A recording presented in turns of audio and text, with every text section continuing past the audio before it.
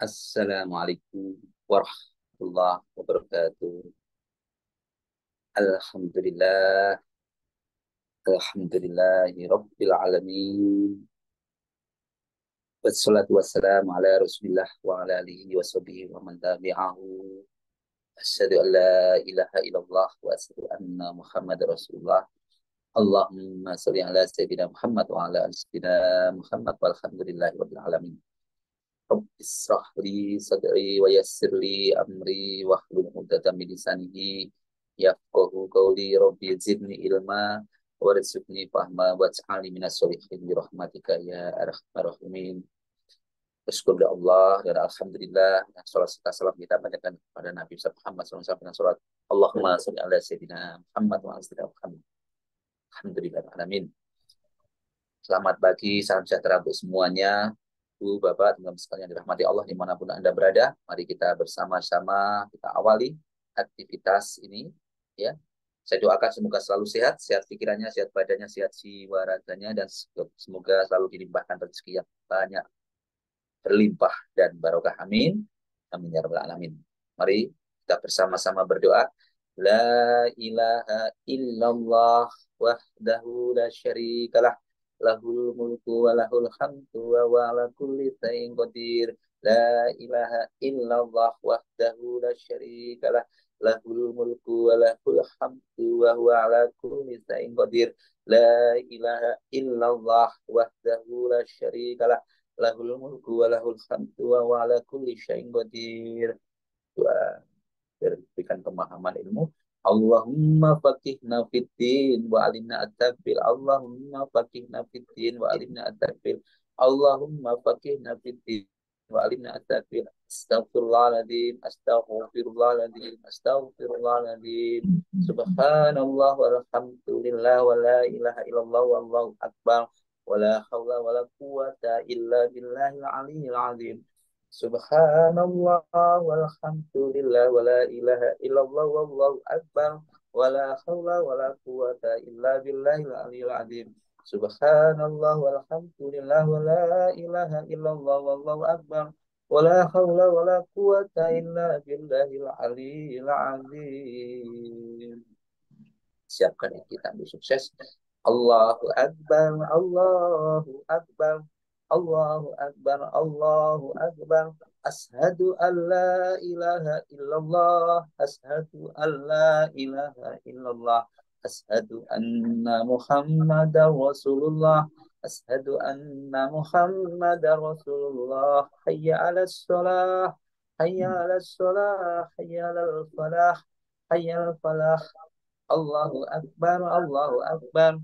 La ilaha illallah. Rabbana zalamna anfusana wa illam taghfir lana wa tarhamna lanakunanna minal khasirin.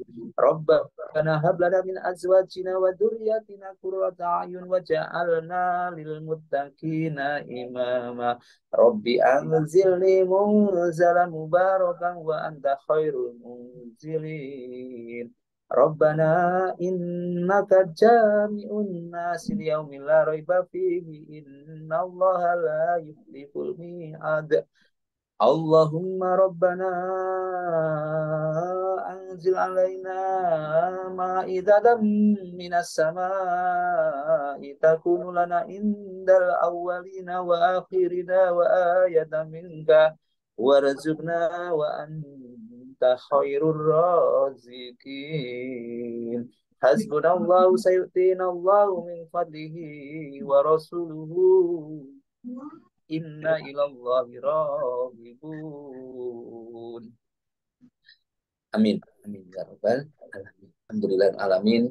Baru saja kita telah melaksanakan ibadah puasa di bulan suci Ramadan, ya. Kemudian berbagai macam ibadah di dalamnya. Kemudian kita juga melaksanakan perintah Allah yaitu menunaikan zakat, ya. Itu semua dalam rangka untuk kita meraih takwa, ya. Untuk bisa meraih takwa tadi, kenapa kita harus berpuasa, ya, berpuasa dan membersihkan harta, berpuasa dalam rangka untuk membersihkan semua kotoran-kotoran yang ada dalam diri kita, membersihkan hati, kotoran-kotoran yang ada dalam diri kita, seluruh dosa-dosa kita bersihkan, kotoran dari perbuatan yang tercela, kebiasaan-kebiasaan yang tercela, dan ditambah lagi yaitu dari harta-harta yang kita dapatkan, yang kita miliki, yang juga kita bersihkan.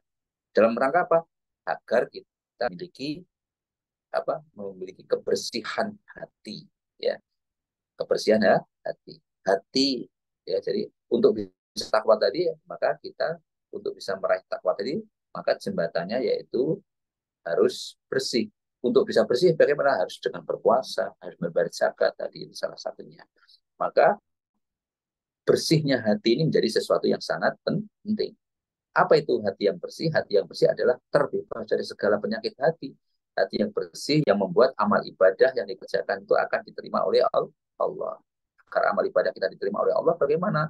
Ya kita harus terhindar dari berbagai macam dosa dan lain sebagainya. Dosa dari perbuatan, dosa dari makanan-makanan yang kita makan, itu juga harus kita bersihkan.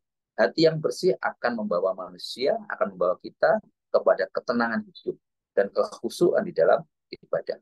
Hati yang bersih membuat hidup bahagia. Nah, makanya setelah berpuasa, setelah menunaikan zakat, maka kita melaksanakan atau kita bersama-sama itu Idul Fitri, kita bahagia. Kita bahagia, itu jangan seperti itu.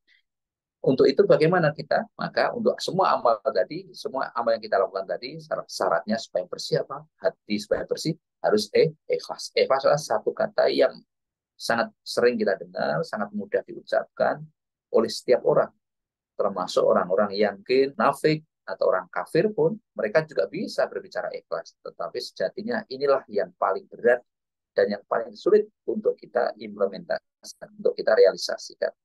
Terkadang kita sendiri, orang-orang yang ahli menyampaikan ilmu, ahli dakwah, itu kadang-kadang ya mereka hanya pandai menyampaikan, tapi kadang-kadang mereka masih ada pamrih-pamrihnya, ya, masih ada maksud-maksud tertentu. Karena itu masalah hati yang ikhlas. Hati yang ikhlas adalah akumulasi, adalah kumpulan dari hati yang bersih, akhlak yang terpuji, yang menyatu, yang akhirnya menjadi satu ikhlas. Ikhlas adalah hati yang bersih, akhlak yang terpuji.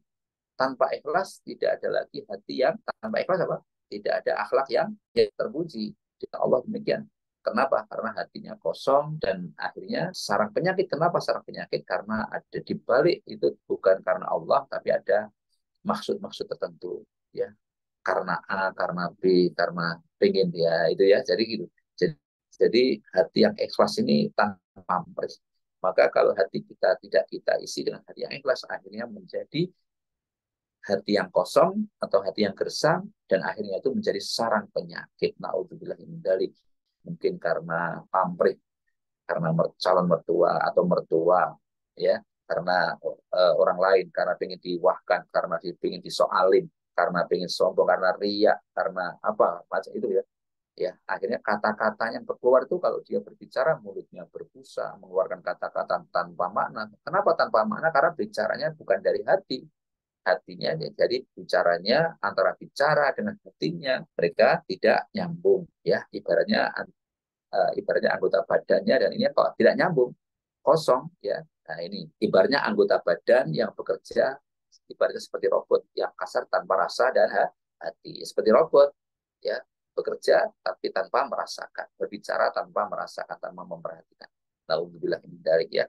Jadi bekerja kasar tanpa rasa dan tanpa hati, tanpa memperhatikan. Ini kita tidak, tentunya tidak yang demikian yang kita harapkan. Makanya perlu kita selalu mengasah hati kita, memperhatikan, mengamati. Dalam Quran surat Maryam ayat 59 disebutkan, kemudian datanglah setelah mereka pengganti yang mengabaikan sholat dan mengikuti keinginannya syahwat, maka mereka kelak akan tersesat. Umar bin Abdul Aziz sangat takut akan penyakit riya ketika ucapannya, ketika dia berbicara dan ketika menulis suatu, dia itu sangat tarik ujub.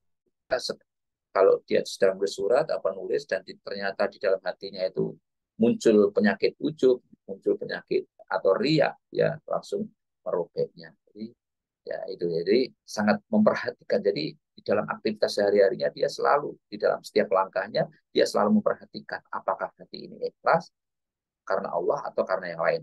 Makanya ikhlas atau keikhlasan adalah mutiara yang sangat mahal, yang bahkan sangat teramat mahal, yang harus dimiliki setiap mukmin atau setiap muslim dan siapapun ya, apalagi mereka orang-orang yang terbiasa menyampaikan ya, menyampaikan atau para dai, mutiara yang harus senantiasa dibersihkan dari berbagai macam kotoran dan debu. Dengan cara apa? Dengan istighfar, dengan selalu memperhatikan itu. Supaya apa? Pesan yang disampaikan itu sampai dari hati. Karena tujuannya sampai hati, maka pesan itu juga harus dari hati. Harus berjalan berpadu antara yang disampaikan dengan hatinya, antara ucapannya dengan hatinya, dengan perasaannya harus sama. Maka kalau sudah demikian akan akan mendapatkan yaitu namanya buah manis keikhlasan. Akhirnya akan mendapatkan buah manis. Apa itu buah manis keikhlasan?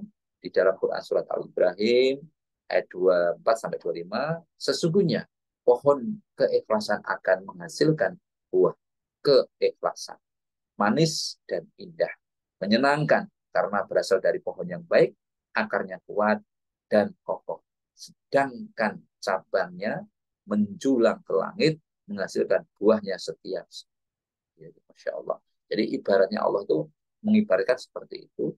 Buah keikhlasan tadi ya menghasilkan buah yang manis, indah, menyenangkan karena berasal dari pohon yang baik, dari harta yang baik, ya, dari niat yang baik, akarnya kuat, kuat karena imannya yang kuat dan kokoh ya semata-mata karena Allah. Sedangkan cabangnya menjulang ke langit, ya, ya cabangnya terus sampai ke langit dan menghasilkan buah-buah. Buahnya setiap saat kita bisa rasakan. Buahnya apa? Amal ibadahnya, kebaikan-kebaikan dari tetangganya, kanan kirinya bisa merasakan keimanan, ibadah, dari dapat merasakan dari setiap dampak dari ibadah tadi. Hablum minallah dan hablum minan nas. Tidak hanya ada, jangan sampai nanti ya hablum minallahnya bagus, tapi hablum minan nasnya jelek. Nah, ini tidak boleh. Menjulang ke langit dan cabang-cabangnya menghasilkan buah yang setiap saat buahnya itu di bumi ini kita bisa rasakan, baik sebagian di bumi dan tentunya sebagian besar nanti di akhirat ya. Kita hasil dari ibadah kita ini kita bisa rasakan di bumi ini, bahkan tetangga kita pun merasa tenang, yang merasa tenang dengan keberadaan kita sebagai seorang mukmin. Jadi hati yang bersih adalah yang terbebas dari segala penyakit hati.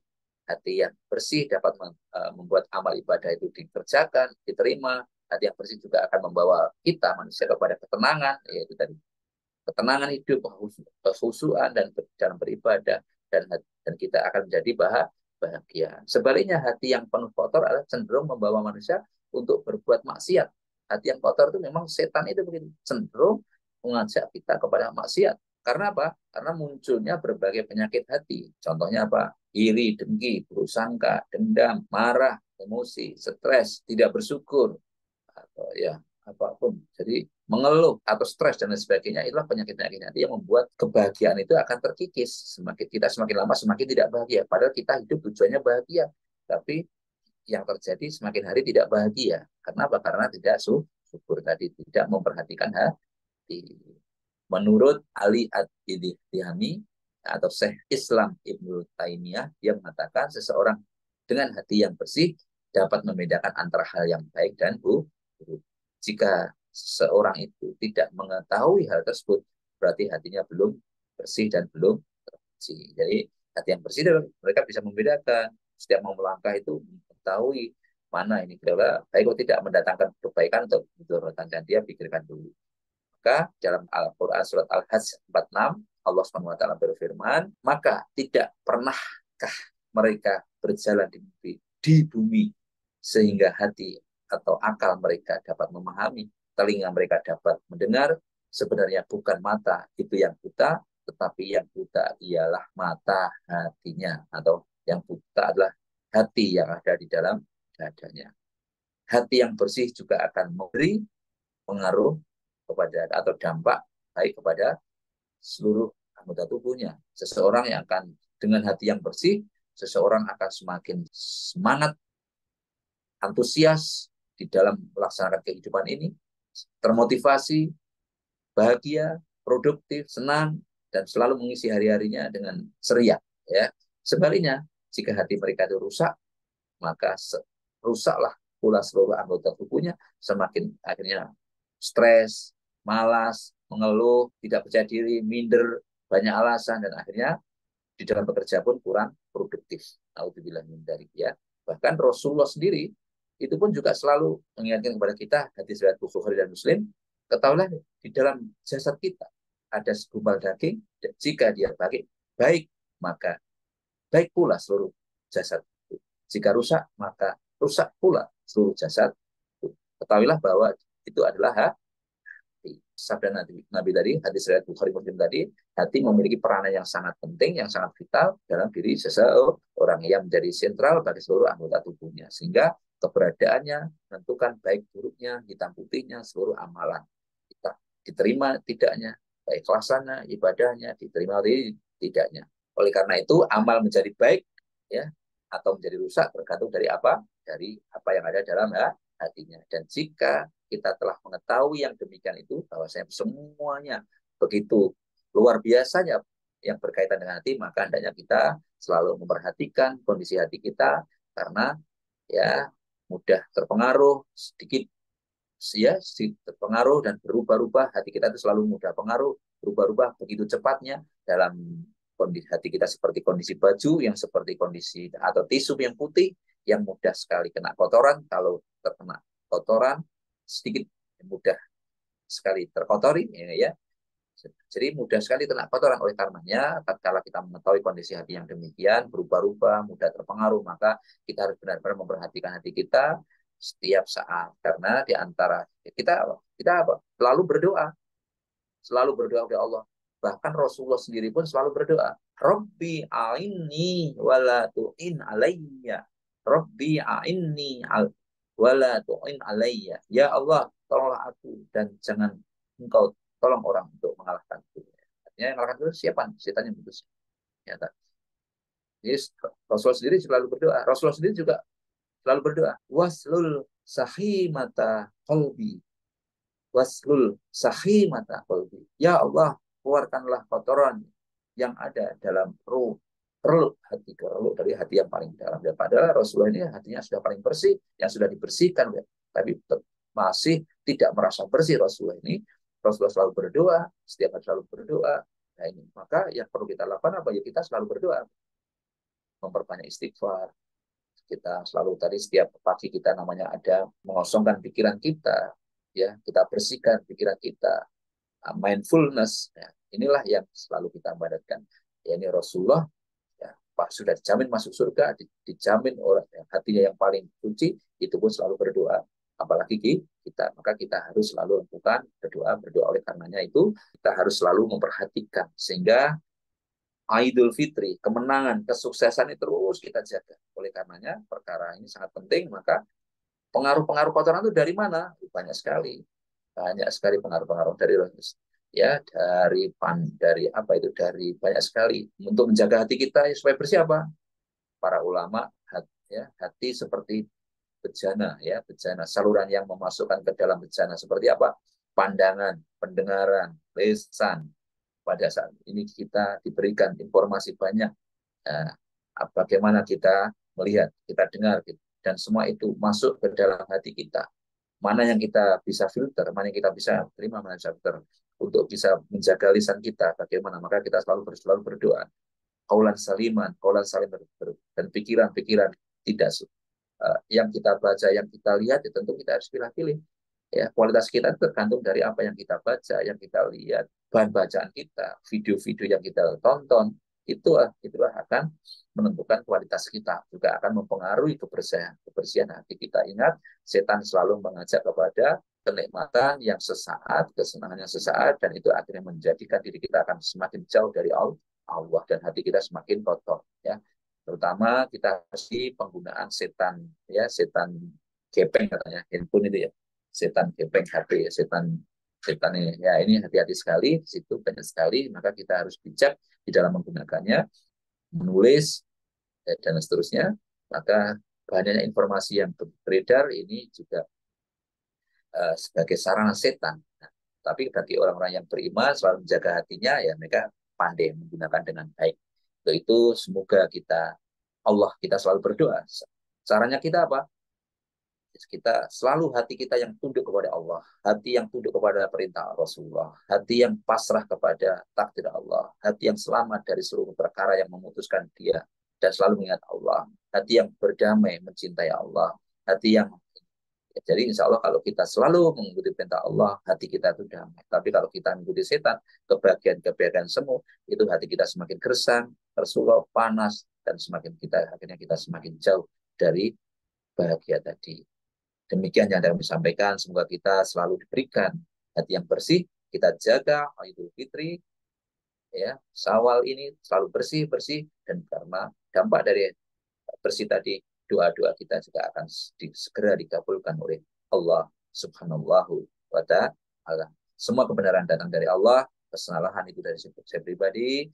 Subhanakallahumma wa bihamdika asyhadu an la ilaha illa anta astaghfiruka wa atubu ilaik. Mari kita bersama-sama berdoa untuk hajat kita, hajat orang tua kita, saudara kita, ya, di mana putra putri kita, murid-murid kita semuanya, siapapun yang mengaminkan kita, siapapun yang telah bertemu dengan kita doakan semoga mereka sukses. Al-Fatihah.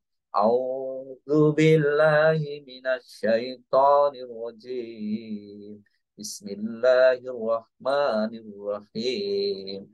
Alhamdulillahi rabbil alamin. Ar-Rahmanir Rahim. Maliki yaumiddin. Iyyaka na'budu wa iyyaka nasta'in. Ihdinas siratal mustaqim. Siratal ladzina an'amta 'alaihim ghairil maghdubi 'alaihim waladdallin.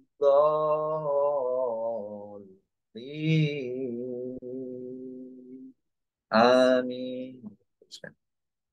أعوذ بالله من الشيطان الرجيم بسم الله الرحمن الرحيم إذا وقعت الواقعة ليس لوقعتها كاذبة خافضة رافعة إذا رجت الأرض رجا وبست الجبال بسا فكانت هباء منبثا فكنتم أزواجا ثلاثا فأصحاب الميمنة ما أصحاب الميمنة وأصحاب المشأمة ما أصحاب المشأمة والسابقون السابقون أولئك المقربون في جنات النعيم ثلة من الأولين وقليل من الآخرين على سرور موضونة متكئين عليها متقابلين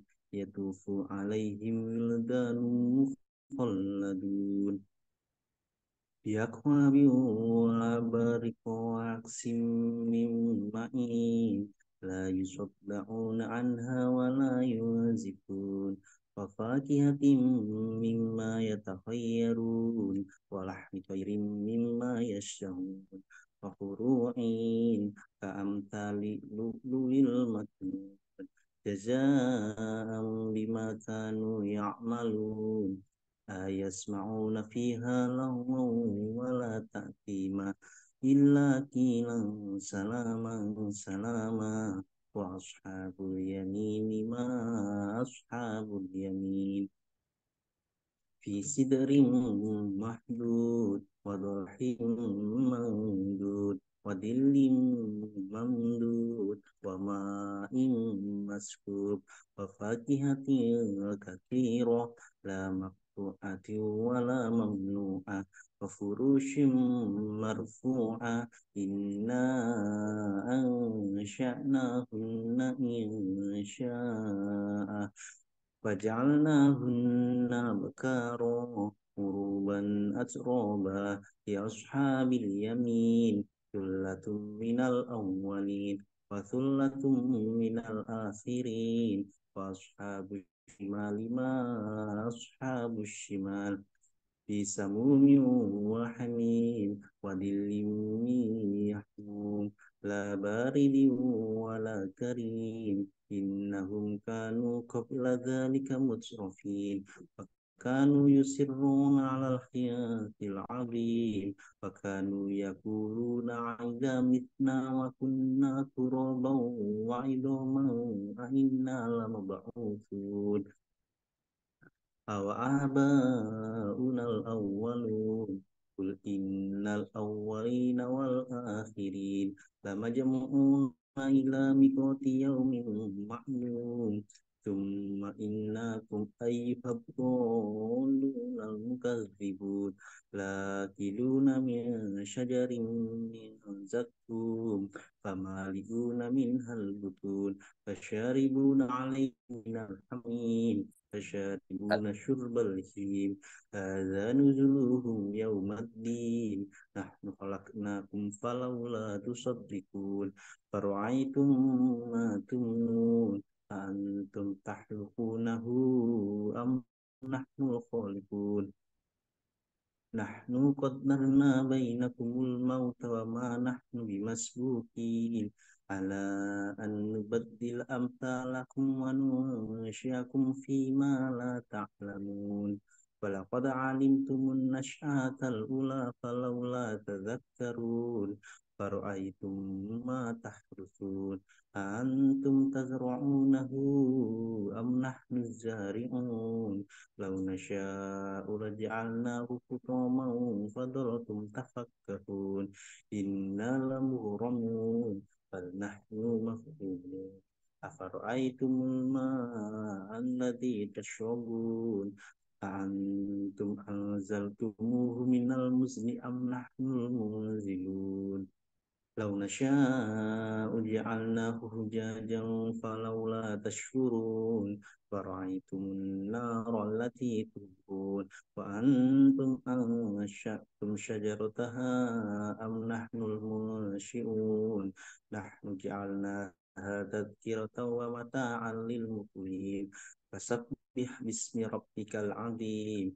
فلا أقسم بمواقع النجوم وإنه لقسم لو تعلمون عظيم إنه لقرآن كريم في كتاب مكنون لا يمسه إلا المطهرون تنزيل من رب العالمين أفبهذا الحديث أنتم مدهنون وتجعلون رزقكم أنكم تكذبون فلولا إذا بلغت الحلقوم وأنتم حينئذ تنظرون ونحن أقرب إليه منكم ولكن لا تبصرون فلولا إن كنتم غير مدينين ترجعونها إن كنتم صادقين فأما إن كان من المقربين فروح وريحان وجنات النعيم وأما إن كان من أصحاب اليمين فسلام لك من أصحاب اليمين وأما إن كان من المكذبين الضالين فنزل من حميم وتصلية الجحيم إن هذا لهو حق اليقين فسبح باسم ربك العظيم صدق الله العظيم